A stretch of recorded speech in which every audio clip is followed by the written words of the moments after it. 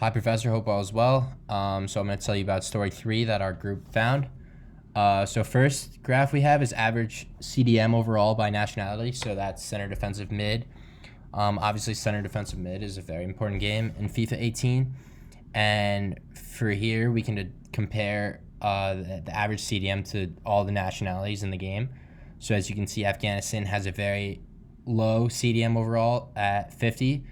And then if we keep going through our graph here, we discover that Sweden has a very high at 79. So when determining which team to use, obviously there's a lot of factors that go into it, but if you like a high center defensive mid or you don't care too much about center defensive mid, this graph can really help you which nationality to pick when playing the game. So for our next graph, we have curve by flanking attackers. We added some preferred positions over here, which include left mid, left wing, right mid, and right wing. For here, you can see that the curve generally goes up with overall rating, which is the x-axis. As you can see, the highest player in the game, Leo Messi, has an 89 curve and a 93 overall. It's not all like that. Some players don't have as high of a curve. So, for example, Tiraldo has an average curve of 26, but an overall of 63, which is a little bit of an outlier. And then up here, we have Verhaar, who has a higher curve than overall at 80 and 66. So this graph is generally very useful, but there can be some outliers as well, as you can see. For our next graph, we chose to use a box and whisker plot with the average agility for nationalities.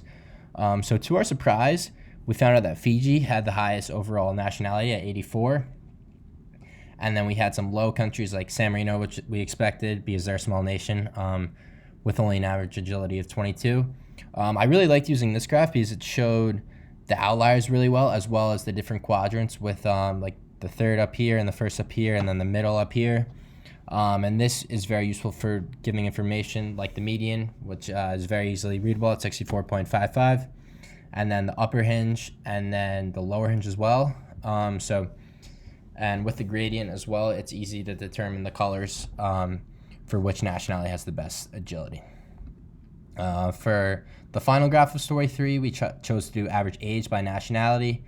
Age is a huge thing in soccer. As you can see here, Oman has an average age of 35. And Hong Kong has an average age of 17. And the average age in the middle is 26. No countries have exactly 26, but it's around then.